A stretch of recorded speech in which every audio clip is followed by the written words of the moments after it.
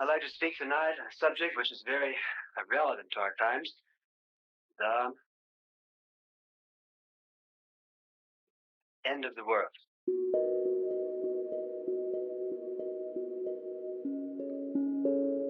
Blessed Serafim Rose was born into a typical middle-class American family.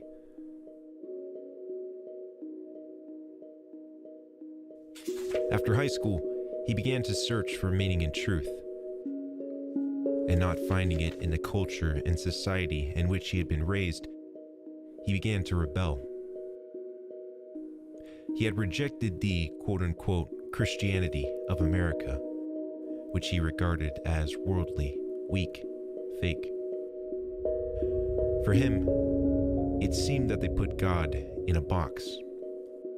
So he turned to the writings of the mad prophet Nietzsche, until his words began to resonate in his soul with infernal power. He then fell into total despair, which he later described as a living hell. He felt that he didn't fit into the modern world, or even into his own family, who didn't understand him. It was as if he was somehow born into the wrong place, wrong time. He loved to roam under the stars, but he felt that there was nothing there to take him in. No God. Nothing. So he started drinking to ease the pain. Eugene began to follow in the footsteps of a man he once met named Jack Kerouac, one of the founders of the Beat Generation. Eugene would get totally drunk and would pound on the floor, screaming at God to leave him alone. Once, while drunk on a mountaintop, he raised his fist to heaven, cursed God, dared him to damn him to hell. If God did damn him to hell, at least then, for that blissful moment, he would feel God's touch, know for sure that he was reachable. In later years, he wrote, "Atheism, true existential atheism, burning with hatred of a seemingly unjust or unmerciful God, is a spiritual state.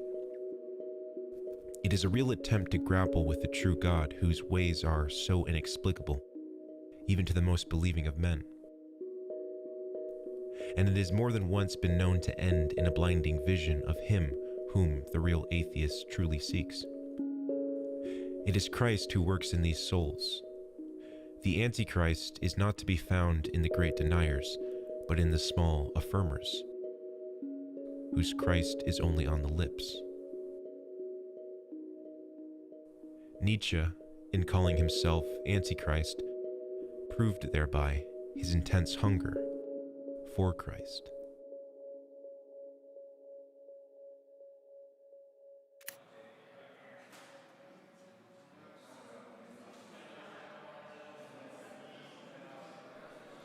After graduating from college in Southern California, Eugene started studying under one of the 50s and 60s counterculture founders, Alan Watts, and became a Buddhist bohemian in San Francisco.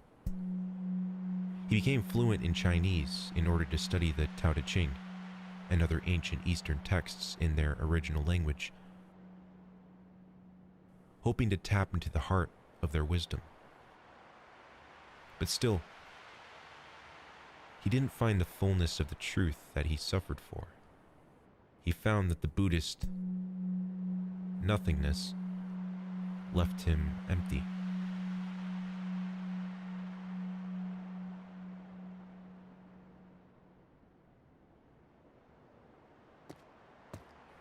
Eugene had been seeking the truth with his mind, but it eluded him. In searching through various ancient religious traditions, he once visited an Orthodox Christian church.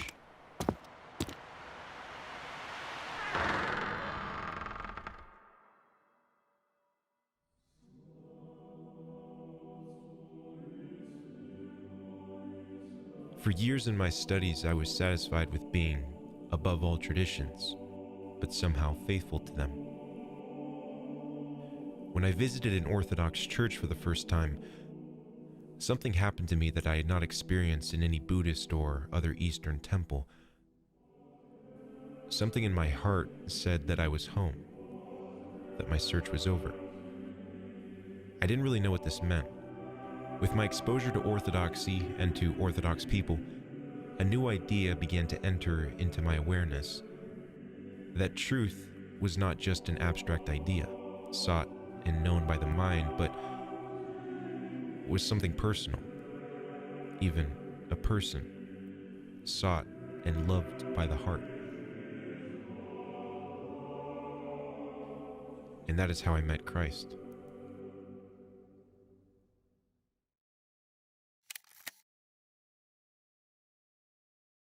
On becoming an Orthodox Christian, the future Father Serafim continued to despise the modern world.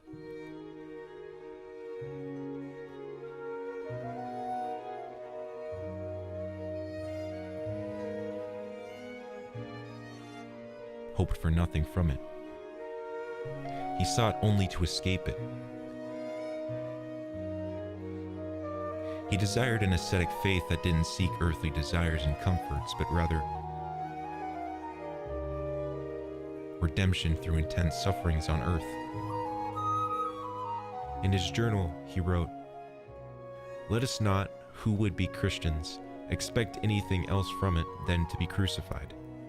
And we must be crucified outwardly, in the eyes of the world. For Christ's kingdom is not of this world,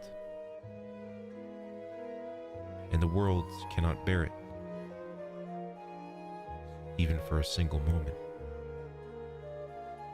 Sick to the death of the city and the world, him and a friend bought some land in the wilderness of Northern California.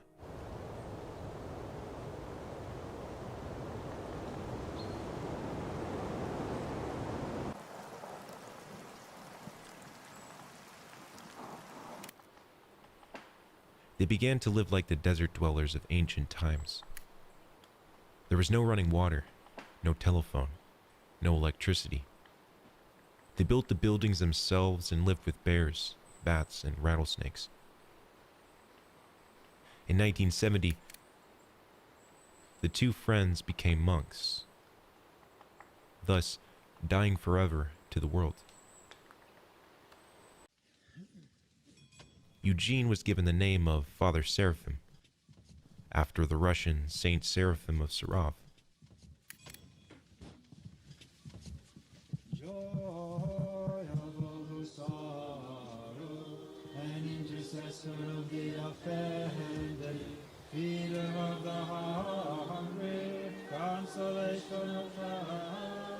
In the wilderness, far away from the tumult of the world, the two friends established the ancient monastic life on American soil.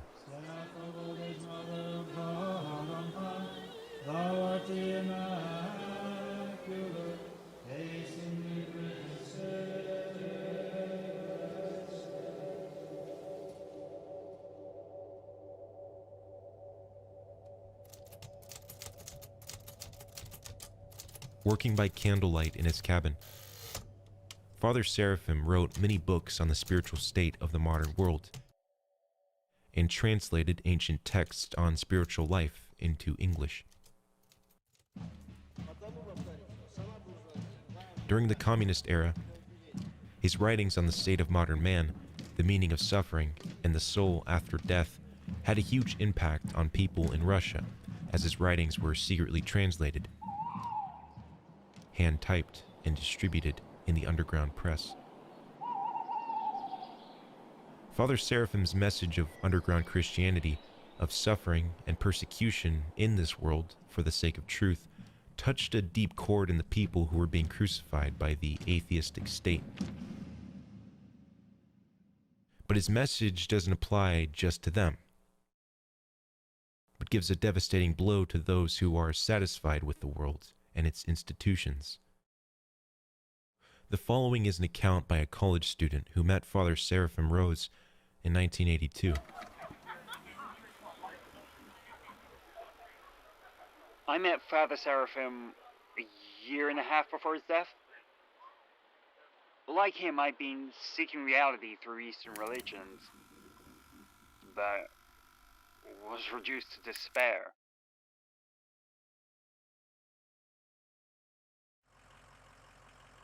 Then one day, Father Serafim came to the college campus where I was studying. He drove up in an old beat-up pickup truck and emerged with his worn-out black robe, his long hair, and his exceedingly long grey dreaded beard. I found out later that he hadn't taken a shower since the day he became a monk. He was an image of total poverty. The next thing I remember is walking with Father Serafim through the college. Everyone was staring at him, but he walked through as naturally as if he'd been at home. In the middle of this progressive college, he seemed like someone who just stepped out of the 4th century desert. Father Serafim went to a lecture room and delivered a talk called